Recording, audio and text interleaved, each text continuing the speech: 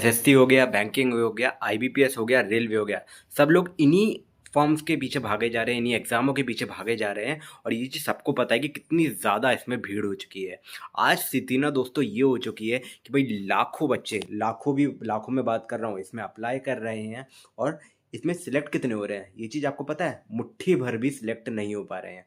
ठीक है, तो एग्ज़ाम हॉल में जाकर के देख लो यारो कि जगह नहीं होती है भाई। कंपटीशन ही इतने ज़्यादा है, सिर पर चढ़ करके बोल रहा है कंपटीशन भाई। और बच्चे परेशान हो पड़े हैं इन्हीं एग्जामों के पीछे, बार बार बार बार फॉर्म भरे जा रहे हैं, भर भर के थक चुके हैं और भरे जा रहे हैं, भरे जा रहे हैं, भरे जा रहे हैं। सबकी बातें समझ रहा हूँ, ठीक है। लेकिन आज मैं आपको एक ऐसी सरकारी नौकरी के बारे में बताने वाला हूँ भाई, जिसको बारे में सुन करके ना आप खुश हो जाओगे, ठीक है। जिसको जानने के बाद आप बाकियों से को भूल जाओगे, है ना, बाकी एग्जामों को भूल जाओगे, बाकियों के फॉर्म भरना भूल जाओगे, लेकिन भरना सबका, ठीक। और भारत की ना दोस्तों एकमात्र ऐसी सरकारी नौकरी होने वाली है आपकी, जहां पर एक ही परीक्षा आपको देने के बाद ही 65,000 की इन हैंड सैलरी आपको मिल जाएगी। बिल्कुल दोस्तों, 65,000 की मिलने वाली है। ना प्री का टेंशन है यहाँ पर, ना मेंस का। सिर्फ एक एग्ज़ाम यहाँ पर आपको देना पड़ेगा, उसके बाद इंटरव्यू होगा और सीधा शानदार पोस्ट पर आपकी ज्वाइनिंग हो जाएगी। तो आपको मतलब बिल्कुल मज़ा ही आ जाएगा, सही बात है कि नहीं? तो दोस्तों, ये एक गर्मा गर्म जानकारी है, ठीक है। इसको मिस मत करना, वीडियो को एंड तक देख लेना, ये बस इतना ही काम आपको करना है। क्योंकि हो सकता है हो सकता है कि यह वीडियो जो होने वाला है ना, आपकी ज़िंदगी बदल देगा, ठीक है। चैनल काम का लगे तो ही सब्सक्राइब करना है, नहीं तो बिल्कुल सब्सक्राइब नहीं करना है। चैनल पर बस एक बार जा कर के देख लो भाई, बहुत काम की चैनल है, रोज़ आपके लिए बहुत बहुत काम की वीडियो डलती है। और बहुत ज़्यादा आपके आगे भी काम आने वाला है। एसएससी हो गया, आईबीपीएस हो गया, इन सब में कंपटीशन कितना बढ़ गया है सबको मालूम है, ठीक है। कट ऑफ जो हो रखा है ना, आसमान छू रहा है। कट ऑफ इन सबका आसमान छू रहा है। लेकिन यहाँ पर जो वैकेंसी होती है ना, और वो हर साल आती है, मज़े वाली बात है, ठीक है। हर साल आपको इस एग्ज़ाम में वैकेंसी देखने को मिलेगी। कंपटीशन इतना कम है कि भाई सीटें यहाँ पर ना खाली जा रही हैं भाई। सीटें यहाँ पर खाली जा रही हैं, अगले साल की वैकेंसीज में यहाँ की सीटें जोड़ दी जाती है, ठीक है। बिल्कुल सही सुन रहे हो आप लोग। तो समझ लो भाई कितनी ज़्यादा काम की यहाँ पर अपॉर्चुनिटी आपकी होने वाली है, ठीक है। तो यहाँ पे सिलेक्ट होने के चांस कितने ज़्यादा आपके बढ़ जाते हैं। तो आपके सिलेक्ट होने के चांस यहाँ पे बहुत ज़्यादा होने वाले हैं, इसलिए आपको ये नौकरी भी मिल जाएगी, ठीक है। और यहाँ कोई छोटी मोटी पोस्ट पर आपको जॉब नहीं मिल रही है। ये जो जॉब है आपको गवर्नमेंट ऑफ इंडिया के तहत आपकी स्टार्ट इन हैंड भी आपके लगभग आपका 65,000 आपका होने वाला है। तो आप सोचो कि कितनी अच्छी यहाँ पर जॉब अपॉर्चुनिटी आपकी है यहाँ पर, ठीक है। तो इसको बिल्कुल भी मिस नहीं कर देना है। मिस कर दोगे तो भाई बहुत बड़ी चीज़ आपसे छूट जाएगी। ये जो नौकरी निकल कर आती है, ये जो नौकरी निकल कर के आती है, ये आपकी होने वाली है एनएचबी के अंदर, ठीक है। एनएचबी के अंदर ये आपकी नौकरी होने वाली है, नेशनल बैंक हाउसिंग बैंक की तरफ, ठीक है। तो नेशनल हाउसिंग बैंक में आपकी नौकरी होने वाली है। ये करता क्या है? तो भाई उसका काम जो है भाई, पूरे भारत में हाउसिंग सेक्टर को स्ट्रेंथन करना इसका काम है, ठीक है। सरल भाषा में मैं आपको बता दे रहा हूँ, आपका जो काम यहाँ पर वर्क प्रोफाइल होने वाली है, इसको थोड़ा सा समझ लो। एनएचबी में घर बनाने वाला जो बैंक हो रखा है, उसमें यहाँ पर काम होने वाला है, ठीक है। एक बेहतरीन शब्दों में मैंने आपको बताया। अब देखो, जिस पोस्ट पर आपकी भर्ती होती है, यहाँ पर जिस पोस्ट पर आपकी भर्ती होने वाली, ये होने वाली असिस्टेंट मैनेजर की। पेन और पेपर लेकर के बैठना, जो जो भी आपको काम की चीज़ें लिखी है, काम की चीज़ें बता रहा हूँ ना, उसको लिखते रहना। ये काम की चीज़ें आपको एक भी छोड़नी नहीं है, ठीक है। मैं सारी इन्फॉर्मेशन आपको दे रहा हूँ।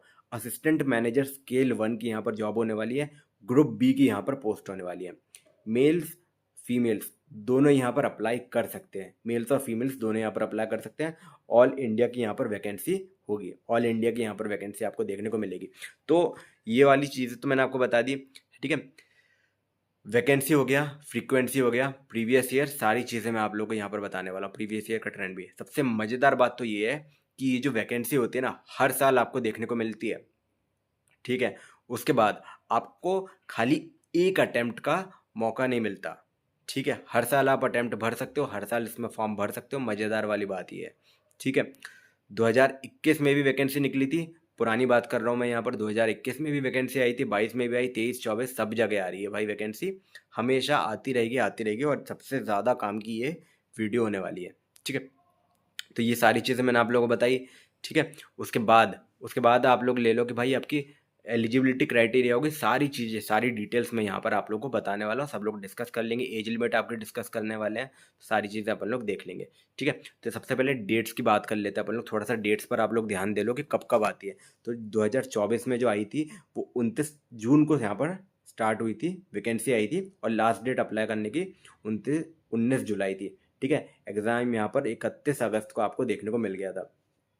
पैटर्न ना बहुत क्लियर है, हर साल के महीने के बीच, जुलाई के महीने के आसपास यहाँ पर वैकेंसी आती है, कई बार थोड़ा सा लेट भी आती है, दिसंबर तक भी आपको देखने को मिल जाएगी। तो जुलाई से लेकर के दिसंबर तक आपको वैकेंसी यहाँ पर देखने को मिलती है, और हर साल मिलती है, इस साल भी आएगी, लिख करके ले लो, अगले साल भी आएगी, ठीक है। अब चलते हैं अपन लोग एलिजिबिलिटी पर। एलिजिबिलिटी पर अपन लोग यहाँ पर थोड़ा सा चल लेते हैं, क्योंकि एलिजिबिलिटी आपको समझना जरूरी है।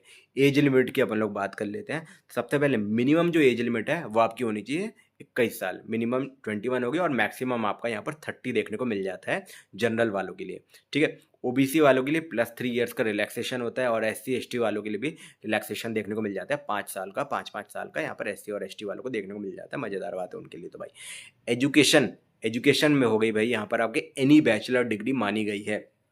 एनी बैचलर मतलब एनी होता है, कोई भी आपका ग्रेजुएट होना चाहिए, आपने कुछ भी बीटेक किया हो, बीई किया हो, कोई सी भी स्ट्रीम यहाँ पर चलेगी आपकी, आपको बस अप्लाई करना है, ठीक है। तो ये जॉब अपॉर्चुनिटी जो है आप मिस मत करना, ठीक है।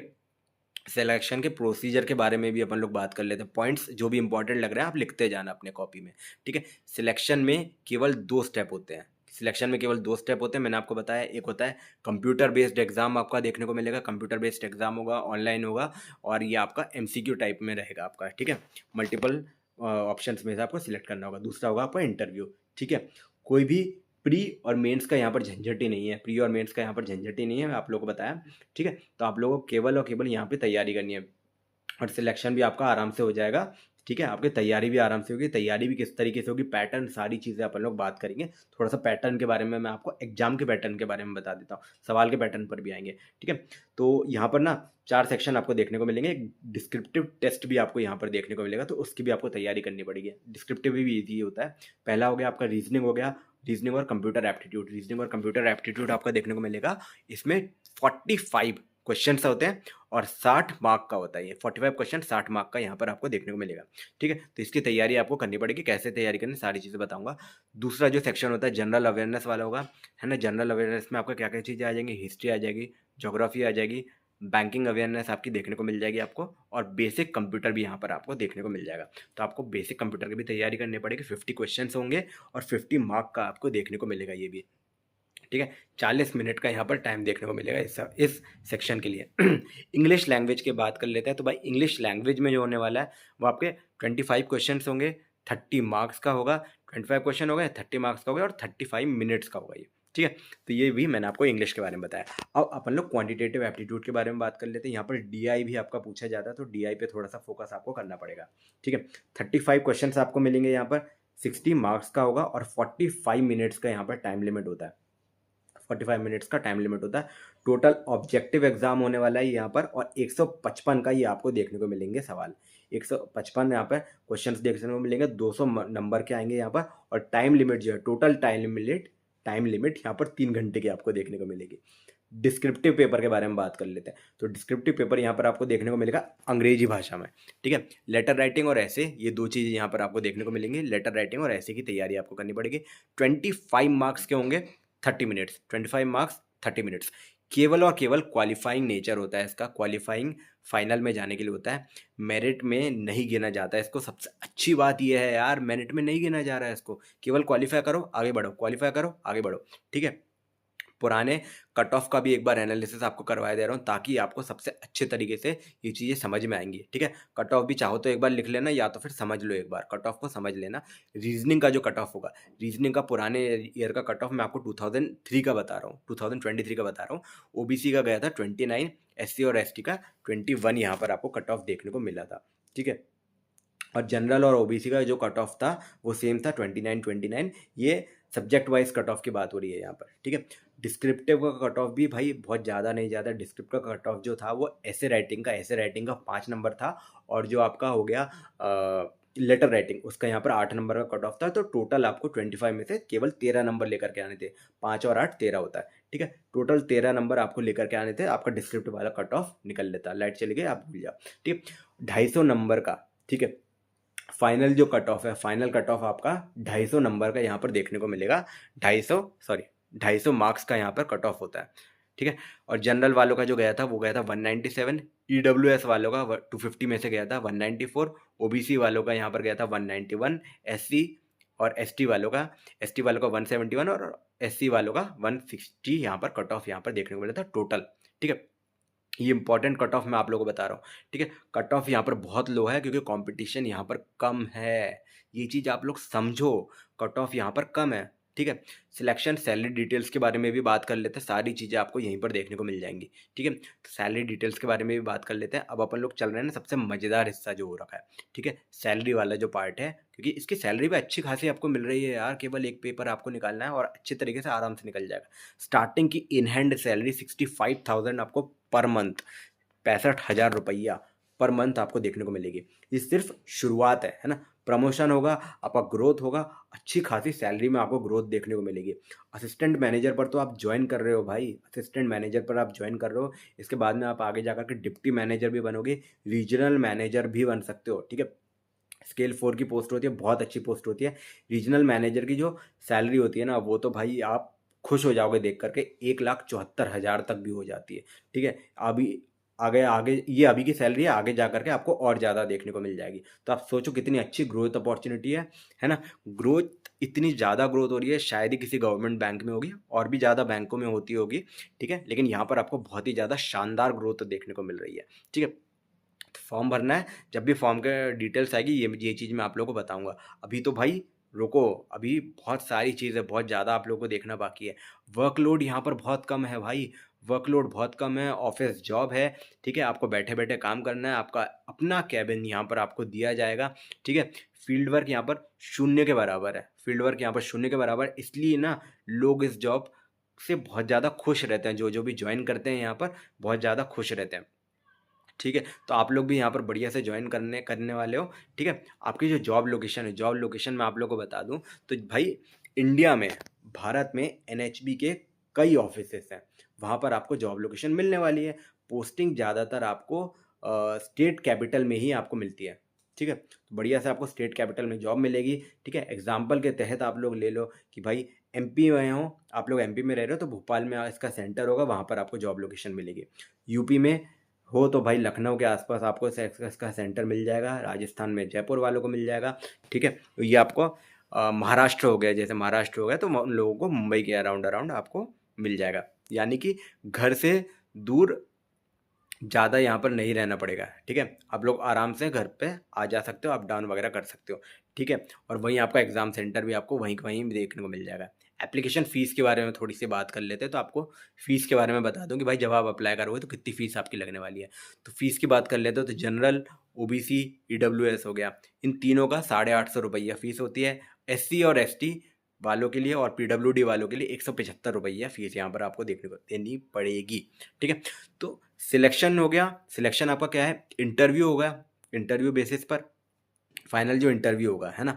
सिर्फ फाइनल इंटरव्यू केवल और केवल 50 नंबर का होता है, ये आप लोगों को बता दूँ, ठीक है। यहाँ आपकी इंग्लिश जरूरी नहीं होती है, ठीक है। बाईलैंग्वेज होता है, इंग्लिश और हिंदी दोनों में आप दे सकते हो, ठीक है। आपका जनरल एटीट्यूड देखा जाता है, एप्टीट्यूड देखा जाता है, आप किस तरीके से बात कर रहे हो, आपकी पर्सनैलिटी यहाँ पर देखी जाती है। ज़्यादा टफ नहीं होता है, जनरल सवाल आपसे पूछे जाएंगे। फाइनल मेरिट लिस्ट के बारे में थोड़ी सी बात कर लेते हैं अपन लोग। तो फाइनल मेरिट लिस्ट जो बनती है, फाइनल मेरिट लिस्ट जो बनती है वो यहाँ पर क्या होने वाली है भाई, 200 नंबर का एग्ज़ाम हो गया आपका, और सेकंड जो इंटरव्यू हो गया वो आपको 50 नंबर का हो गया। टोटल आपका मिला करके हो गया 250 मार्क का, 250 मार्क का यहाँ पर पेपर होता, मेरिट लिस्ट आपको बनेगी। और आपको भाई आराम से आप इसको क्वालिफाई कर सकते हो, बढ़िया से आपकी गवर्नमेंट जॉब आपको मिलने वाली है, ठीक है। ये नौकरी जो होने वाली है ना भाई, एक बढ़िया सी गोल्ड है भाई ये नौकरी, ठीक है। 90% स्टूडेंट्स जो होते हैं इसके बारे में पता ही नहीं है, जानते ही नहीं है, ठीक है। और जो जानते हैं वो मतलब सीरियसली इसको लेते नहीं है, ठीक है, सीरियसली इसकी तैयारी नहीं करते। और आसानी से ना भाई आप लोग यहाँ पर सिलेक्ट हो सकते हो। केवल आपको एक पेपर देना है, एक एग्ज़ाम निकालना है, और निकल जाना है। कंपटीशन यहाँ पर कम है, सबसे अच्छी बात यहाँ पर आपको देखने को मिली है। वैकेंसीज हर साल आती है, बढ़िया से आपको वैकेंसीज आने वाली है, ठीक है। कट ऑफ जो है यहाँ पर कम होने वाला है, सैलरी अच्छी खासी 65,000 65,000 सैलरी आपकी स्टार्टिंग में होने वाली है। तो आप भाई पीछे क्यों रह गए हो, पीछे क्यों रह रहे हो, ठीक है। याद रखो भाई, थोड़ा और धैर्य, थोड़ा और प्रयास, यही है आपकी जीत बनने वाली है, ठीक है। इस साल वैकेंसीज आएंगी, मैं आपको बताऊंगा, ठीक है। जब भी वैकेंसीज आती हैं सारी की सारी चीज़ें आपको इसी चैनल पर मिल जाएंगी, ठीक है। बस आपको चैनल सब्सक्राइब कर लेना है। टेलीग्राम लिंक डिस्क्रिप्शन में, आप उसको जा करके ज्वाइन कर सकते हो। और हाँ भाई, आपको एक चीज़ और बता दूँ, सिलेबस हो गया आपका, प्रीवियस ईयर के पेपर हो गया, पीडीएफ हो गया, सारी इंपॉर्टेंट चीज़ें आपको टेलीग्राम पर मिलती रहेंगी। आप लोग टेलीग्राम के चैनल को अपने डिस्कशन के लिए भी यूज़ कर सकते हो, ठीक है। वीडियो पसंद आई हो तो लाइक करो एंड शेयर करो अपने दोस्तों के साथ में। और तो और भाई, चैनल को सब्सक्राइब कर लो अगर आपको ये चैनल काम का लगता है तो।